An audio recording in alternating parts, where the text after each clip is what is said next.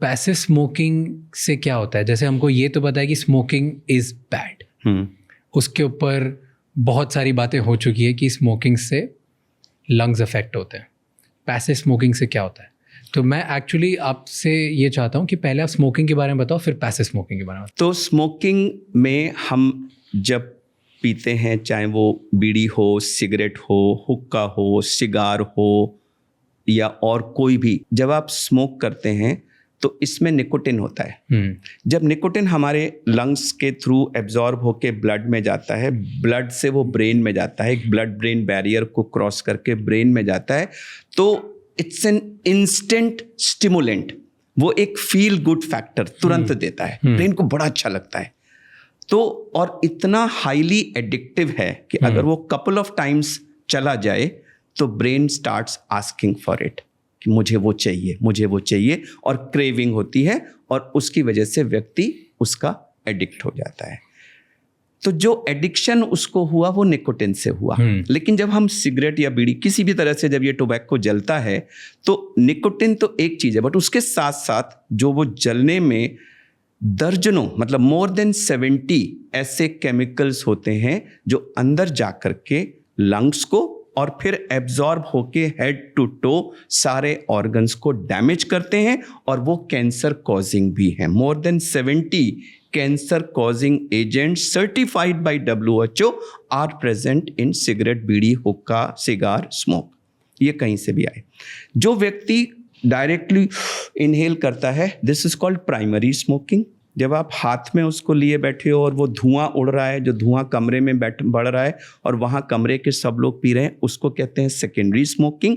और कई बार वो धुआं जम जाता है कारपेट्स पे, कर्टन्स पे, दूसरे आइटम्स पे, वहाँ जाके जम जाता है, उसके पार्टिकल्स उसमें एब्जॉर्ब हो जाते हैं, और छोटे छोटे टॉडलर्स जब उसके ऊपर खेलते हैं तो वो वहाँ से वो धुआं या पार्टिकल्स उड़ते हैं और वो बच्चे उसको इनहेल करते हैं। उसको कहते हैं टर्शियरी स्मोकिंग।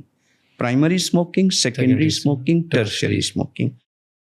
अगर आपने सिगरेट पी है और फिल्टर लगा हुआ है तो आप जो धुआं इनहेल कर रहे हो उसमें काफ़ी कुछ चीज़ें फिल्टर से रुक जाती हैं, लेकिन जो उसके एंड से जो धुआं उड़ रहा है वो तो फिल्टर से नहीं गया।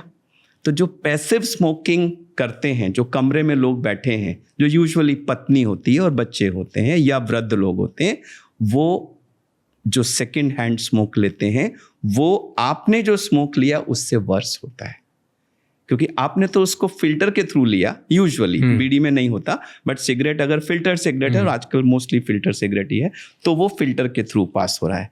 लेकिन जो आपने उसमें से जाने दिया वो तो अनफिल्टर्ड है, और वो वही नुकसान करेगा उनको जो आपको कर रहा है।